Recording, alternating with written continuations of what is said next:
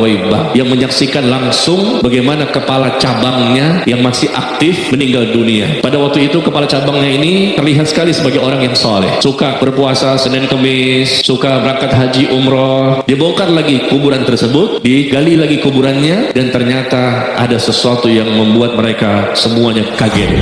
Al-Imam Al-Albani rahimahullah mengatakan hadis-hadis tentang masalah ini memberikan pengertian bahwa seorang mayit bisa mengambil manfaat dari pelunasan hutangnya sekalipun ya, tidak dilakukan oleh anak kandungnya. Jadi kalau ada mayit yang berhutang, boleh dibayarkan oleh keluarganya, anak kandungnya, ahli warisnya, maupun oleh orang lain juga nggak masalah. Si mayit akan mendapatkan manfaat ya dari hutang yang dibayarkan oleh orang lain.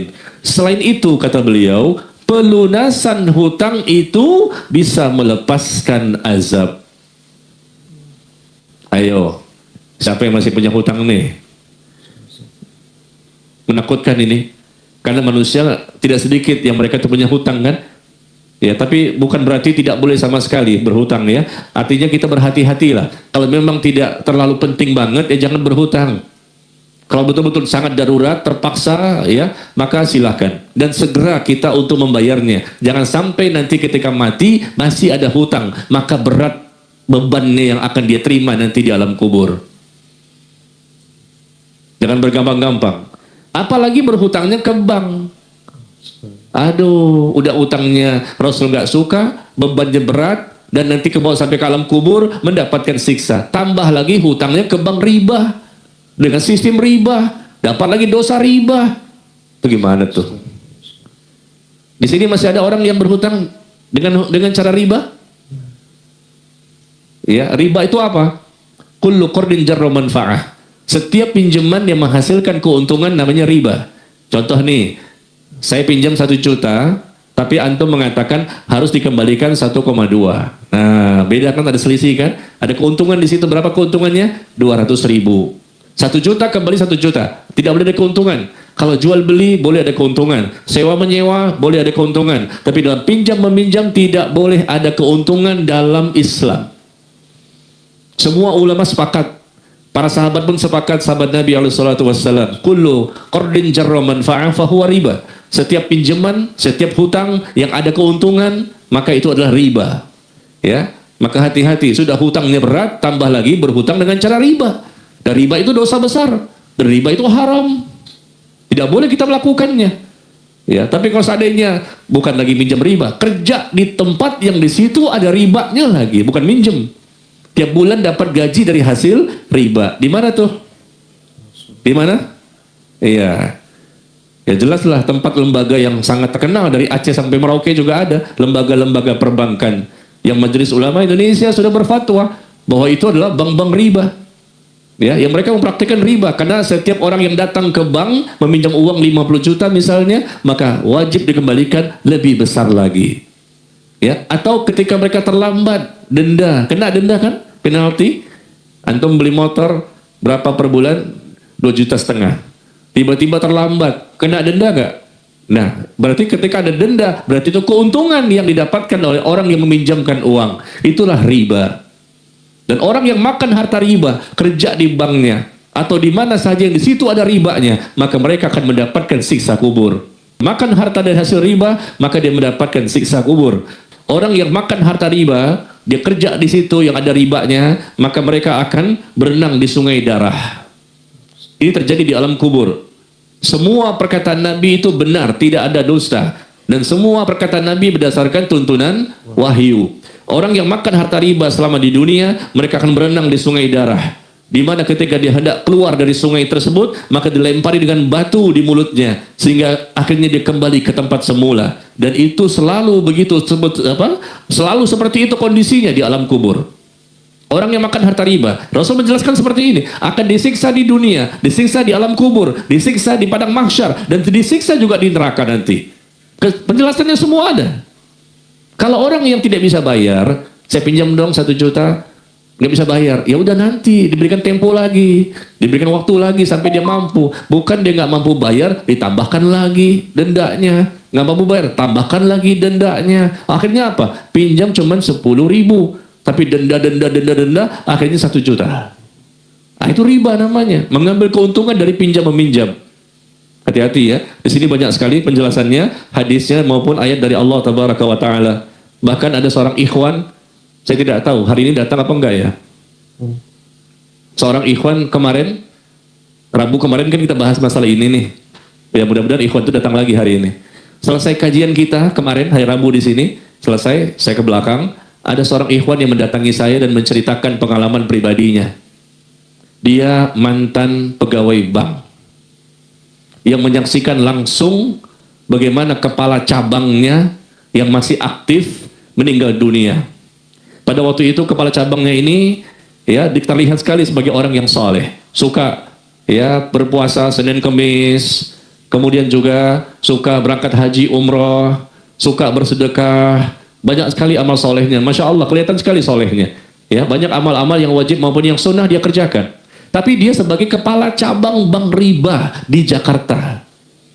Nah, ikhwan ini ketemu saya kemarin di belakang, selesai kajian Rabu kemarin, menceritakan, saya sudah keluar Pak Ustadz, dan kita punya komunitas anti riba. Kami ini ex-bankir. Ya, mantan-mantan pegawai bank yang berkumpul dalam suatu komunitas, dan kami punya pengajiannya. Dan minta saya juga untuk mengisi di kajian mereka. Ya. Dan kemudian dia menceritakan bahwa dia menyaksikan pengalaman yang sangat menakutkan, yaitu ketika meninggal kepala cabang bank nasional, bank konvensional itu, yaitu dia antarkan sampai ke kuburan. Ini kisah nyata ya, bukan sinetron. Ada nggak orangnya di sini? Ada nggak sih ikhwan itu? Ya, dan saya percaya, insya Allah dia pun berani bersumpah atas nama Allah, dan dia menyaksikan peristiwa itu bukan hanya dia, tapi juga teman-teman dia yang lain. Barangkali antum sudah pernah membaca ya, di sosial media tersebar berita seperti ini. Ini kejadian setahun yang lalu, dia simpan, dia tidak diucapkan, takutnya ghibah. Saya katakan, jangan, ceritakan ke orang lain, tapi jangan sebutkan siapa namanya. Kan orang nggak tahu. Kasih tahu aja, ini mantan kepala cabang bank konvensional di Jakarta. Banknya nama apa? Nggak usah kasih tahu lah banknya. Nah, kemudian dia menceritakan kemarin di balik hijab ini kemarin, Rabu yang lalu, bahwa dia mengantarkan sampai ke kuburan. Nah, kemudian dikuburkan si mayit. Nggak ada apa-apa. Memang kadang-kadang diperlihatkan oleh Allah, kadang-kadang tidak diperlihatkan adanya siksa kubur itu. Ini salah satu yang diperhatikan, yang dilihatkan oleh Allah kepada para hambanya. Ternyata setelah dikuburkan, datanglah rombongan keluarga mayit yang lain. Ternyata mereka salah memasukkan ke liang lahat. Sekali lagi ya, bukan sinetron nih. Sinetron memang ada seperti ini juga, ikut-ikut itu. Ya, salah memasukkan. Jadi seharusnya dia ini kepala cabang ini di tempat liang lahat yang lain, tapi salah masuk, miskomunikasi. Maka dikuburkan, dipendam. Kata keluarga si mayit yang baru datang, oh nggak bisa, kami itu di sini, kami udah booking, mungkin di bawahnya ada AC-nya atau apa, nggak tahu. Kami sudah booking di sini, maka kami hasilkan di sana. Oh nggak bisa, kami mintanya di sini, karena kami sudah bicara kok. Mungkin ada yang lupa dan lain-lain. Akhirnya terpaksa dibongkar kembali. Ingat, waktunya tidak lama. Setelah ditimbun, mereka mau pulang, datang rombongan kedua. Kata ikhwan ini yang menceritakan kemarin di belakang. Datang rombongan kedua, maka dibongkar lagi. Dibongkar lagi kuburan tersebut. Ini siapa ini? Kuburan siapa? Mantan ya kepala cabang bank konvensional di Jakarta. Digali lagi kuburannya, dan ternyata ada sesuatu yang membuat mereka semuanya kaget. Kain kafan sudah hangus, jasadnya pun sudah hangus, dan papan-papan itu yang menutup itu hangus semuanya dalam waktu yang sangat singkat. Dan ini nggak selalu ditunjukkan oleh Allah, terkadang saja, terkadang ditunjukkan pada tempat tertentu, orang tertentu, supaya manusia yakin bahwa ada siksa kubur. Itu ibunya si mayit yang menyaksikan proses seperti itu, langsung pingsan. Ibunya pun ada juga di situ. Dan bapak ini yang menceritakan kemarin kepada saya juga menceritakan teman-temannya juga menyaksikan. Ketika dicoba digali kembali, mau dipindahkan mayit ke tempat yang lain karena salah liang lahat. Liang lahatnya keliru.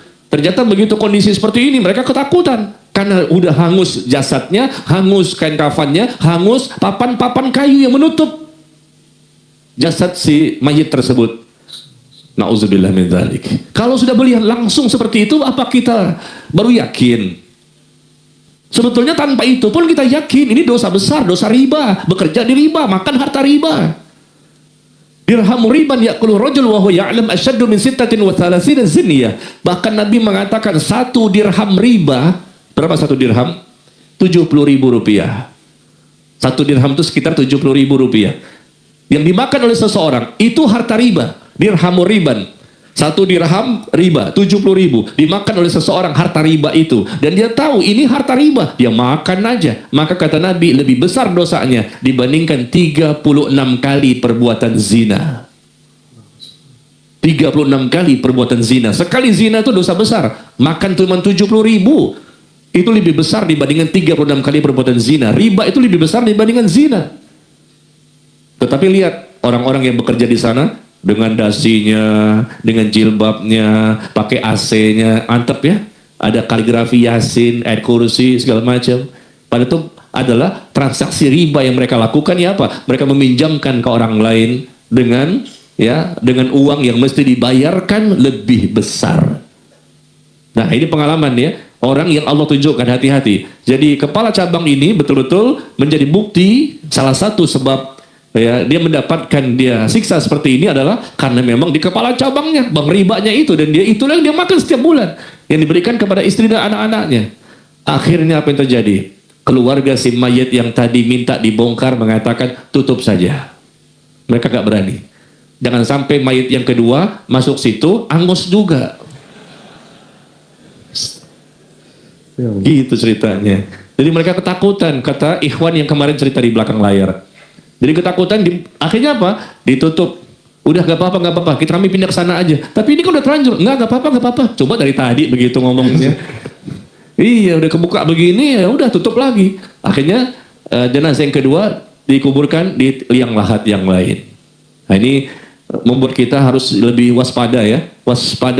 Waspadalah ya. Karena ini pasti ada balasan dari Allah bagi orang-orang yang mereka ngeyel, mengingkari, berpaling, membantah. Di dunia terkadang Allah berikan balasan, tapi terkadang tidak. Nanti balasannya sekalian di alam kubur. Alam pertama, kehidupan akhirat.